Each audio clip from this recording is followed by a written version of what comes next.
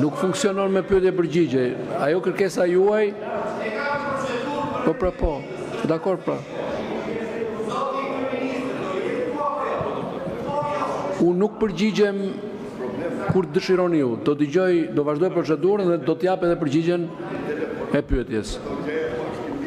Në lidhje me rendin e disë, zoti kryetar, keni fut këtu për të votuar një propozim që juridikisht nuk ekziston. Keni futur për të votuar një emër për cilin janë tërhequr të gjithë firmat. Tash do ju bëj ju një ftesë publike si kryetar kuvendit, nga një ish kryetar e kuvendit. Përpiqu t'i thush këshilltarëve tuaj, a ekziston në historinë e 3 dekadave të parlamentarizmit një rast që të hidhet në votim në seancë plenare një kandidat të cilit janë tërhequr firmat? Nëse ju gjeni një në 3 dekada, unë ju kërkoj ndjes.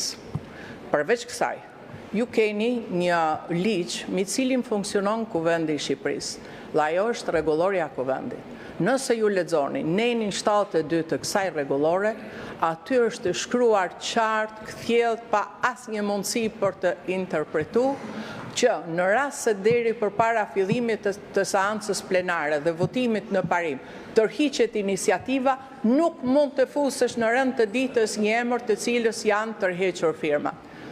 Ky parlament ka një memorie historike. Ju nuk mund bëni sikur çdo gjë ka filluar në momentin që jeni ulur ju në këto karriga.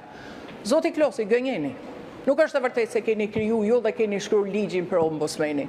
Ligjin për ombudsmenin e ka shkruar dhe e ka votuar Sali Berisha vite më përpara. Ju gënjeni kur thoni që ja keni dhënë opozicë. Ju keni pas avokat të popullit, deputetin ju tuaj socialist. Ju gënjeni kur thoni se drejtësia është e pavarur. Ja, këtu keni deputetin që e keni pas për vetingon. E keni përdorur për të hequr të gjithë ato që mendoshit se nuk ju shërben ju dhe pastaj e keni ba. E keni ba deputet. Po, e keni ba shërptor të pushtetit. Ky nuk mund të jetë avokati i popullit.